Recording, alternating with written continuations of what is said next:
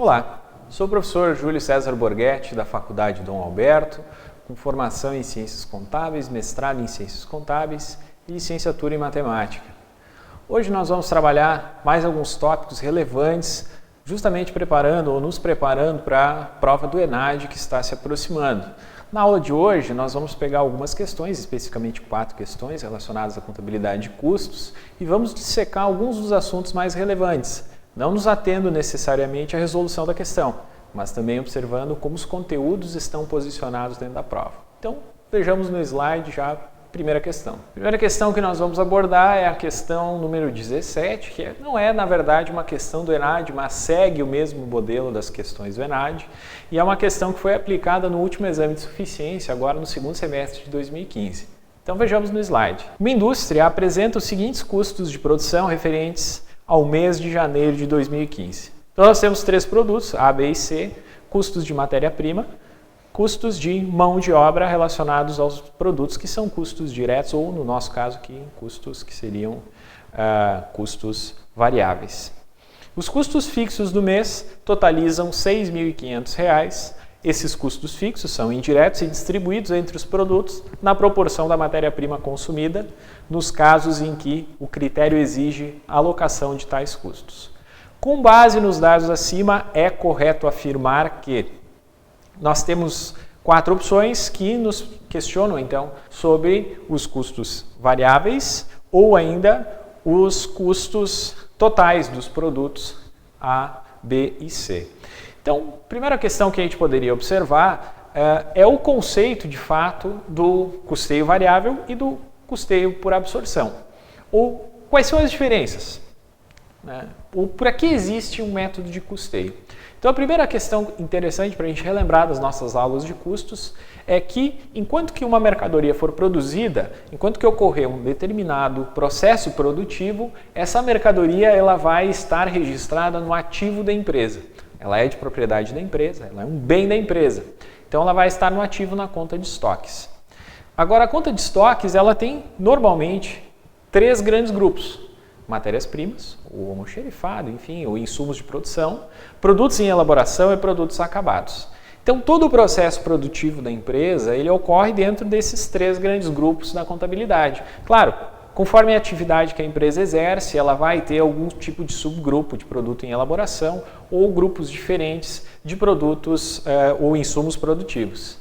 Então, para que existe o método de custeio, gente? Para controlar esses valores que ficam registrados no ativo da empresa.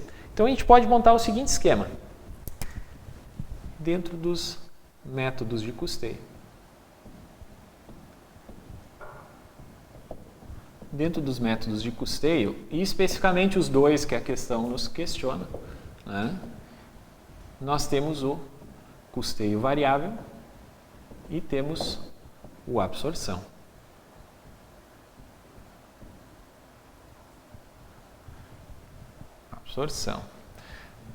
Custeio variável, então, reconhece dentro do estoque, ou registra dentro do estoque da empresa, somente aqueles valores que são conhecidos como custo variável. E para relembrar das aulas, custo variável é sempre aquele custo que varia conforme a quantidade produzida, ou seja, produzir mais, vou ter mais custo variável. Produzir menos, vou ter menos custo variável. E aí tem alguns exemplos aí clássicos que a gente utiliza, que são matéria-prima, mão de obra direta, que são os exemplos clássicos. Então, nesse caso do custeio variável, especificamente, só estão registrados no estoque da empresa os custos classificados como variáveis. No absorção, então, ficam registrados dentro do estoque da empresa tanto os custos variáveis quanto os fixos. Ambos são registrados no estoque. Ambos são registrados no estoque da empresa. Quando é que eles migram para o DRE ou para o resultado da empresa? Quando o produto é vendido. Então, eles transitam obrigatoriamente, os dois tipos de custos transitam obrigatoriamente pelo estoque. No variável, os custos fixos, eles são registrados como despesa.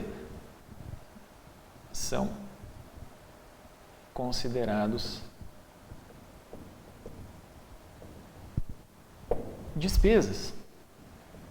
Ou seja, à medida que eles forem ocorrendo, eles são registrados diretamente no DRE, independente do produto ser vendido. Então, a grande diferença está aqui. No método de custeio variável, somente vão estar registrados no estoque, ou seja, enquanto o produto não for vendido, os custos variáveis. E no absorção, nós vamos ter dentro do estoque tanto custos fixos quanto custos variáveis. Voltando à questão, então, a questão nos pergunta quanto que é o custo variável na alternativa A do produto A. Se a gente for observar no slide, o custo variável do produto A, ele vai ser formado por matéria-prima e mão de obra. Somando os dados, então, nós temos que o custo de matéria-prima do produto A é 9.100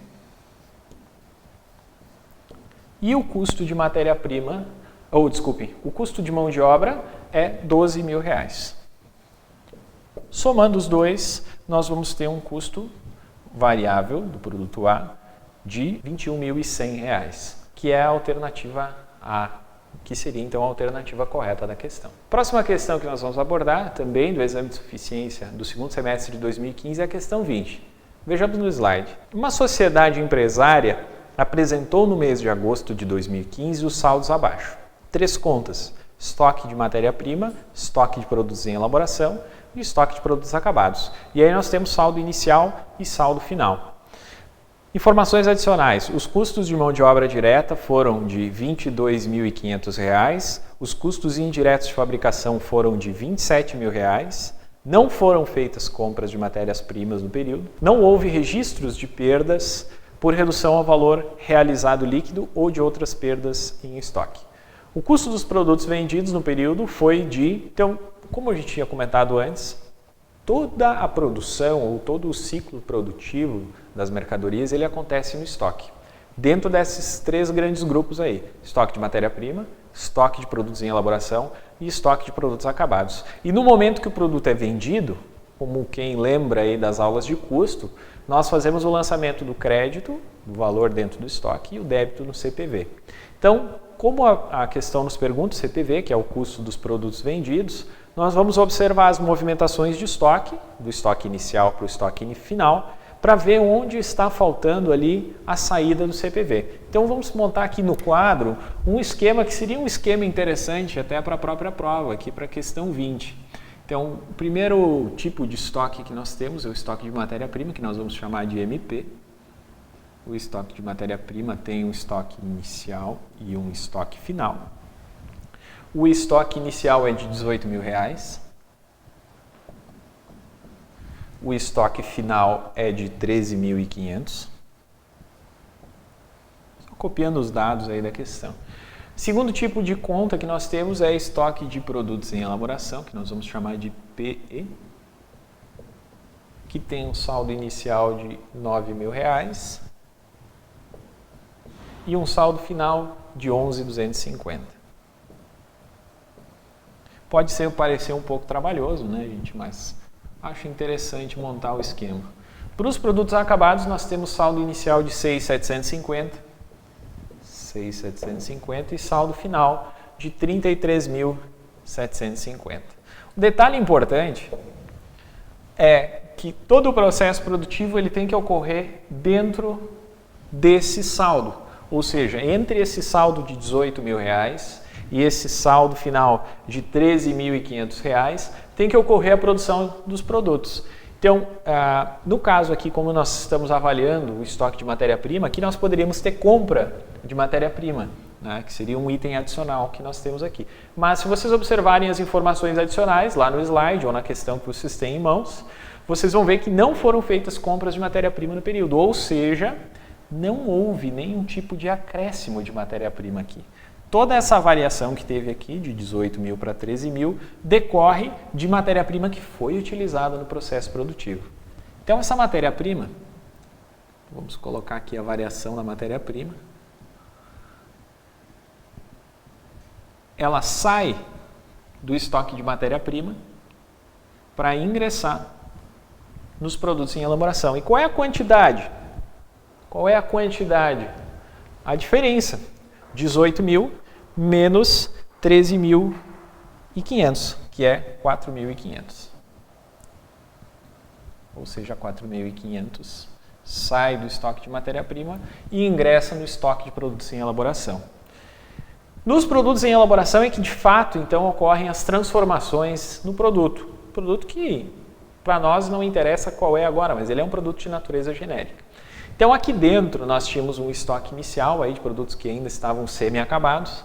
Nós tivemos um ingresso aqui de matéria-prima, nós vamos somar. E nós tivemos os ingressos dos outros recursos. Por exemplo, mão de obra. A mão de obra ingressou no valor de R$ 22.500. E nós tivemos mais um investimento da empresa, um gasto da empresa, que foi de custo indireto de fabricação, que é de R$ 27.000. Todos esses valores, eles representam os esforços que a empresa promoveu ao longo do período para fabricar a mercadoria de fato. Então, nós tínhamos o estoque inicial e foram promovidos esses esforços aqui e restou lá no finalzinho do exercício um saldo de produtos em elaboração de 11.250. Então, a diferença que tem entre esses valores aqui, o que falta para fechar o saldo aqui, é de fato o valor dos produtos que foram acabados, ou seja, o custo dos produtos acabados que sai aqui do estoque de produtos em elaboração e vai para o estoque aqui de produtos acabados.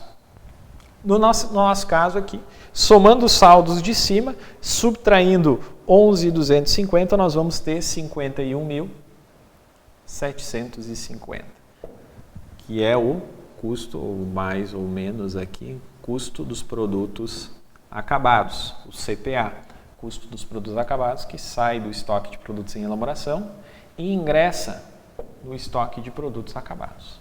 Agora, os produtos acabados, então, que estão lá prontos para serem expedidos, para serem entregues para os clientes, nós tínhamos 6.750 no início do período. Tivemos um ingresso das mercadorias que foram acabadas ou que foram fabricadas ao longo do período, só que essa conta não está fechando. 6.750 mais 51.750, se a gente fizesse essa soma aqui, nós veríamos que daria 58.500. 58.500, se a gente observar o slide novamente, é a alternativa E. Mas será que é isso que a questão está perguntando para a gente? Não. De fato não é, porque nós temos aqui o custo dos produtos acabados, que não necessariamente foram vendidos, e o estoque inicial. Mas o que de fato foi vendido? O que saiu do estoque? O que saiu do estoque foi entregue para o cliente. Então, o que sai do estoque e é entregue para o cliente é a diferença de 58.500 para os 33.750. Fazendo as contas, dá 24.750. É isso que sai do estoque e vai lá para o DRE, para a conta de custo dos produtos vendidos. Se a gente observar o slide, a alternativa correta seria a alternativa B, então, 24.750. Próxima questão que nós vamos abordar também do exame de suficiência de 2015, a segunda prova, é a questão 21. Vejamos no slide. Uma indústria produz apenas um produto. No mês de agosto de 2015, produziu e vendeu 300 unidades. Os custos e as despesas para produzir e vender os produtos foram os seguintes: R$ 10,00 por unidade de custos variáveis, R$ 8,00 por unidade de despesas variáveis, R$ 12,00 por unidade de custos fixos, R$ 7,00 por unidade de despesas fixas. Com base nos dados acima, considerando-se que havia saldo inicial, o custo total dos produtos produzidos e vendidos, utilizando-se o custeio e absorção, foi de... Como a gente discutiu antes, no exercício anterior, se não me engano foi o primeiro exercício, no custeio e absorção estão englobados tanto os custos fixos como os custos variáveis. Porém, nós temos que cuidar um pouquinho, a questão é até, digamos assim, tentadora nesse sentido, de misturar os conceitos de custo e despesa. Quando ela nos pergunta qual é o custo total com base no custeio por absorção, nós vamos somar só os custos variáveis e os custos fixos. As despesas variáveis e as despesas fixas nós não vamos considerar nessa soma aí. Então, no slide nós vimos que são vendidas 300 unidades. questão 21, 300 unidades vendidas. E nós temos custo variável unitário, que é de R$10 por unidade.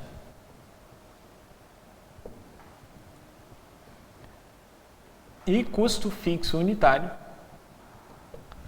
de R$12 por unidade. Somando os custos que nós temos aí, o custo total unitário, ou seja, quanto que seria gasto de fato para produzir uma unidade em termos de custo, é de R$22. 22, então, vezes 300 unidades, nós teríamos aí um custo total do período de R$6.600, que é a resposta B de Brasil. Próxima questão que nós vamos abordar é a questão 26. Vejamos no slide. Uma sociedade apresentou os seguintes dados para efeito de planejamento de vendas para o mês de setembro de 2015. Custos e despesas variáveis de R$300 por unidade, custos e despesas fixas de R$600 mil por mês, preço de venda R$700 por unidade e lucro desejado de R$80 mil. Com base nos dados apresentados, é correto afirmar que o ponto de equilíbrio contábil é de quantas unidades? A primeira coisa que nós temos que lembrar é que existem 3 conceitos de ponto de equilíbrio. Ponto de equilíbrio contábil, econômico, ponto de equilíbrio financeiro.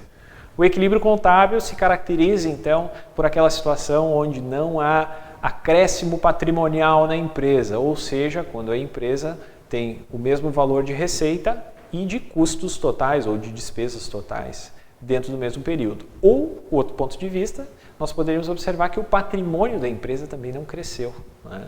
Então seria uma situação de equilíbrio contábil, onde não há desenvolvimento do patrimônio. O segundo conceito de ponto de equilíbrio que nós temos é o conceito de ponto de equilíbrio econômico, que é um conceito mais moderno, mais robusto, onde a empresa tem que atender, além dos custos, um lucro almejado pelo sócio, pelo investidor da empresa. Se vocês pararem para pensar na condição de mercado, esse é o conceito mais adequado que nós temos aí dentro da economia. Que não basta que a empresa unicamente pague os seus custos, ela tem que atender a expectativa do acionista, ela tem que remunerar o acionista que investiu o seu capital dentro da empresa. Então o ponto de equilíbrio o ponto de equilíbrio econômico, ele contempla tanto os custos, a receita, contempla os custos e despesas, como também contempla o lucro. E o último conceito de ponto de equilíbrio que nós temos é o conceito de ponto de equilíbrio financeiro, onde nós temos exatamente o mesmo contexto do ponto de equilíbrio contábil, porém, nós vamos desconsiderar a depreciação na apuração dos resultados. Basicamente é isso que a gente tem que lembrar. Voltando aqui para a figura ou para o exercício que nós estamos trabalhando, nós estamos vendo o ponto de equilíbrio contábil. E tem 2 formas de pensar nessa questão, que é a questão 26. O cara que for bom de memória, ele vai lembrar que a fórmula do ponto de equilíbrio contábil, ela envolve a divisão dos custos e despesas fixas totais pela margem de contribuição unitária. Lembrando da fórmula,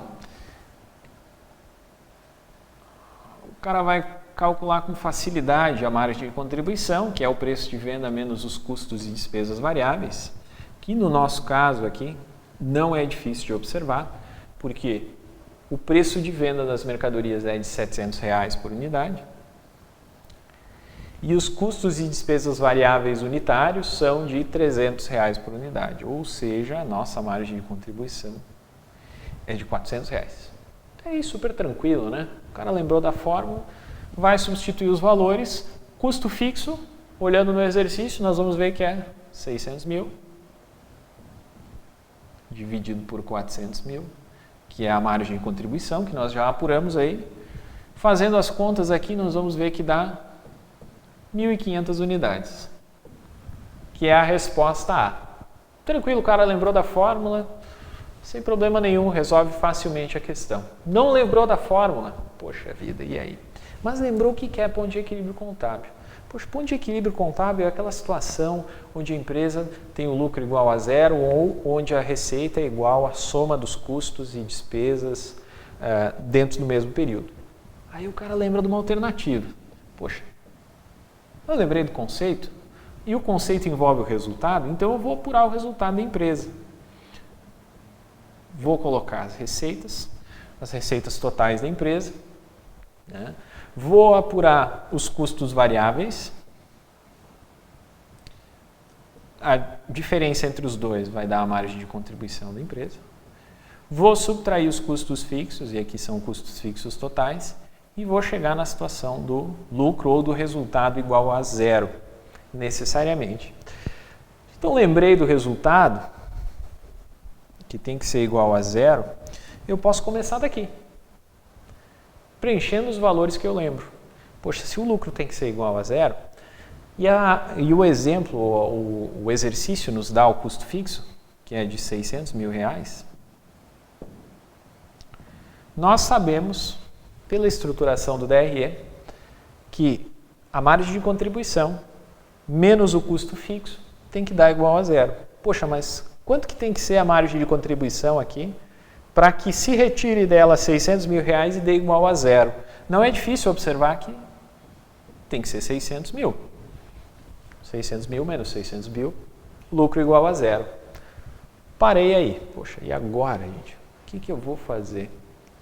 Ah, mas eu lembrei que a minha receita unitária, ou seja, a cada unidade que eu vender do produto, vamos colocar aqui unidade só para lembrar, cada unidade do produto eu vou ter uma receita de R$700 e um custo variável necessário para a obtenção dessa receita de R$300. Isso significa que a cada unidade do produto que eu vender, eu vou acrescentar na margem de contribuição da empresa R$400. Poxa, mas se eu preciso ter uma margem de contribuição de R$600 mil para que a empresa tenha o lucro igual a zero, e a cada unidade que eu vender, eu acrescento R$400 na margem de contribuição, eu posso até fazer as contas, se eu não lembrar, não souber o que fazer. 400 mais 400 dá 800, 800 mais 400 dá 1.200, ou lembrar de que, dividindo um pelo outro, eu vou encontrar 1.500, e 1.500 vezes 400 dá 600 mil, ou seja, eu preciso de 1.500 unidades, sendo que cada unidade gera R$400 de margem de contribuição, para gerar 600 mil de margem de contribuição, que vai dar um lucro igual a zero. Ou seja, se eu lembrar do DRE e começar de baixo para cima no DRE, eu consigo resolver qualquer questão de pontos de equilíbrio que for dado na prova. Então, são duas alternativas. Quem quiser trabalhar com uma pode trabalhar, quem quiser trabalhar com outra fica à vontade. Mas a alternativa correta aqui seria a alternativa A. Então, a aula de hoje ela representa os principais pontos relacionados à contabilidade de custos que geralmente são abrangidos na prova do ENAD. Vejam, são questões do exame de suficiência, da segunda edição do exame de suficiência de 2015, mas que também são questões muito boas, muito complexas, que certamente, de alguma forma, serão trabalhadas dentro do ENAD. Então, a recomendação é que vocês continuem nos estudos em casa, relacionados a esses temas, mas também relacionados aos outros temas que nós trabalhamos dentro da disciplina. Agradeço pela atenção e até a próxima.